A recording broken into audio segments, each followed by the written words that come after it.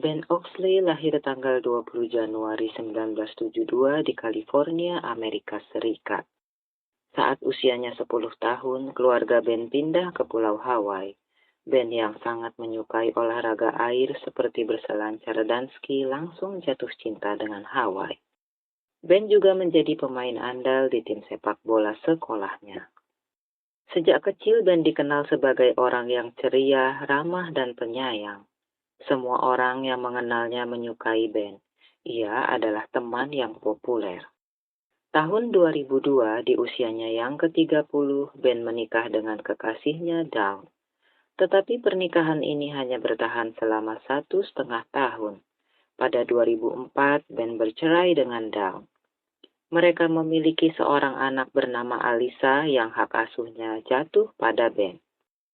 Setelah bercerai berdasarkan keputusan pengadilan, Dawn memiliki kewajiban menafkahi Alisa sebanyak 3 juta rupiah setiap bulannya.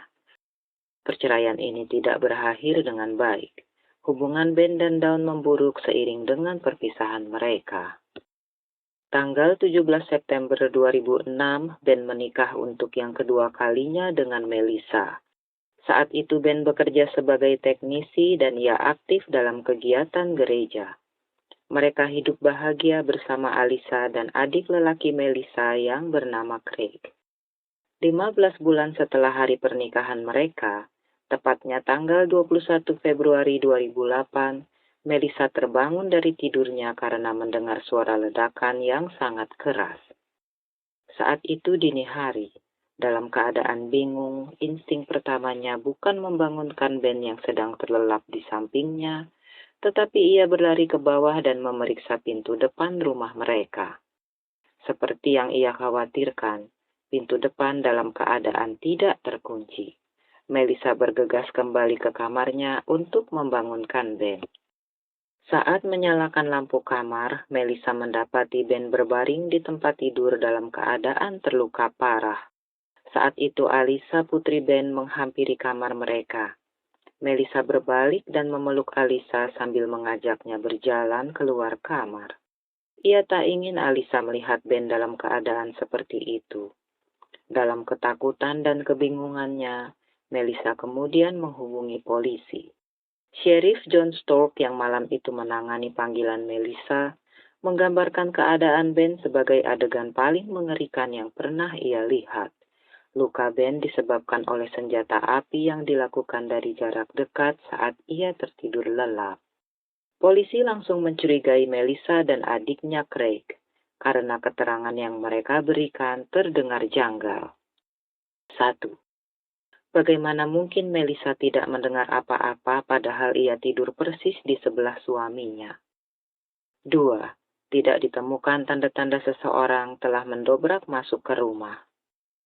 3. Craig, adik Melissa yang tidur di kamar sebelah, juga tidak mendengar apapun sepanjang malam. 4. Polisi juga mendapati bahwa Ben memiliki polis asuransi jiwa senilai 5,5 miliar rupiah yang akan diterima Melissa jika Ben wafat. 5. Tidak lama setelah Ben wafat, Melissa mulai berkencan dan memiliki kekasih baru. Saat polisi menggeledah rumah Ben dan Melissa, mereka menemukan amunisi senapan di kamar tidur Craig. Mereka juga menemukan senjata api di garasi. Walaupun ada begitu banyak kecurigaan yang mengarah pada Melissa dan Craig, polisi tidak bisa menemukan bukti kejahatan yang mengarah pada kakak beradik ini. Alisa, putri Ben, juga ditanyai oleh polisi. Gadis kecil berusia 6 tahun itu memberitahu mereka bahwa ia mendengar pintu berderit dan melihat seseorang memasuki rumahnya. Tetapi Alisa tidak tahu apakah sosok tersebut pria atau wanita. Melissa yang mendampingi Alisa saat ditanyai polisi saat itu mengatakan, satu-satunya orang yang tidak menyukai Ben adalah ibu kandung Alisa, Dawn. Polisi kemudian pergi menemui Dawn, tetapi Dawn mengatakan bahwa malam itu ia bersama kekasihnya James Madeleine nonton film sepanjang malam di rumahnya. Demikian pula yang dikatakan James saat ia ditanyai oleh polisi. Mereka memiliki alibi yang kuat. Polisi kembali berfokus pada Melissa dan Craig. Mereka terus mengawasi gerak-gerik kakak beradik ini selama beberapa bulan. Tetapi tidak ada yang mencurigakan. Melissa sama sekali tidak menghubungi pihak asuransi untuk mengambil polis Ben yang bernilai 5,5 miliar rupiah. Melissa juga terus merawat putri Ben, Alisa, dengan kasih sayang. Hal ini menghapus kecurigaan polisi terhadap Melissa dan Craig. Mereka dinyatakan bersih. 5 bulan setelah kepergian Ben Oxley, polisi mengalihkan perhatian mereka kepada mantan istrinya Dawn yang kehilangan hak asuh atas Alisa dan harus membayar tunjangan anak setiap bulannya. Saat polisi meneliti dengan seksama alibi Dawn bahwa dia dan James berada di rumah menonton film pada malam kejadian, polisi mendapat rekaman CCTV dari sebuah toko yang menunjukkan James tidak berada di rumah malam itu. Alibi mereka palsu. Polisi membuntuti mereka selama 6 bulan, dan setiap kali James ditangkap karena pelanggaran-pelanggaran kecil, mereka akan menginterogasinya tentang peristiwa Ben. Meskipun berbulan-bulan melakukan hal ini, para penyelidik menyatakan James tetap bungkam. Tetapi Dawn tiba-tiba menghubungi polisi di bulan November 2009. Dawn mengatakan dia siap untuk mengungkapkan kebenaran atas peristiwa yang menimpa Ben. Bahwa James Madeleine, kekasihnya, adalah sang pelaku. Dawn mengatakan bahwa ia tidak terlibat sama sekali dalam peristiwa tersebut. James menyerang Ben atas keinginannya sendiri. Jaksa membuat kesepakatan dengan Dawn.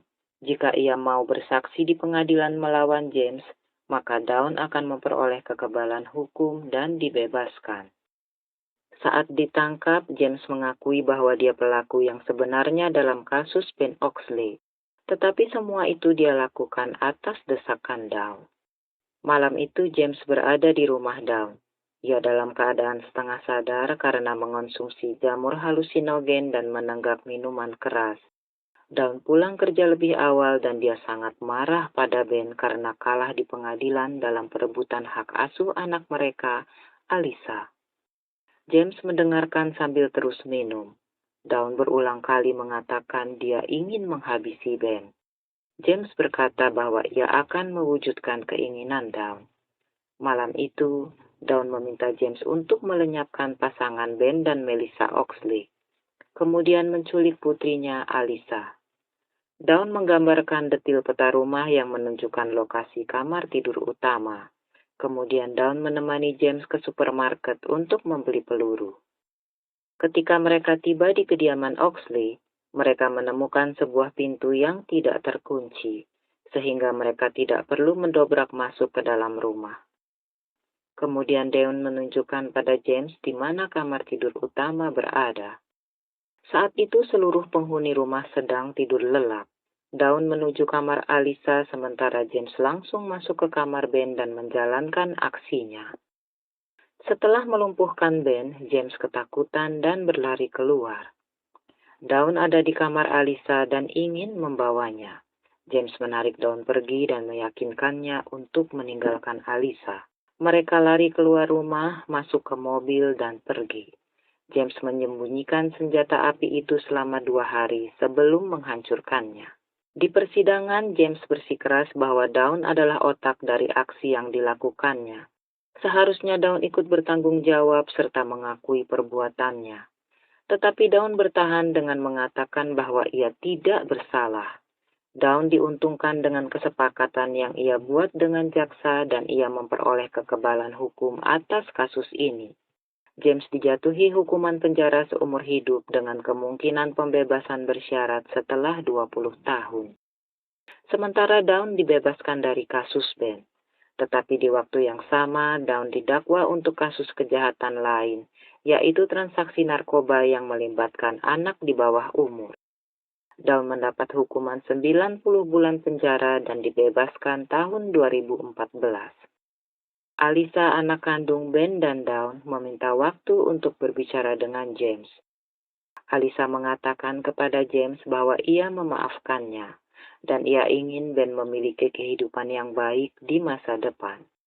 Menurut Melissa, Dari awal ia memberitahu Alisa bahwa mereka akan menemui pelaku yang merenggut nyawa ayahnya dengan belas kasih. Tidak peduli siapapun itu. Saat nanti kita tahu siapa yang melakukan ini, kita harus bisa memaafkan mereka dan melupakan masa lalu. Ia ingin Alisa tumbuh dewasa tanpa memendam amarah dalam hidupnya.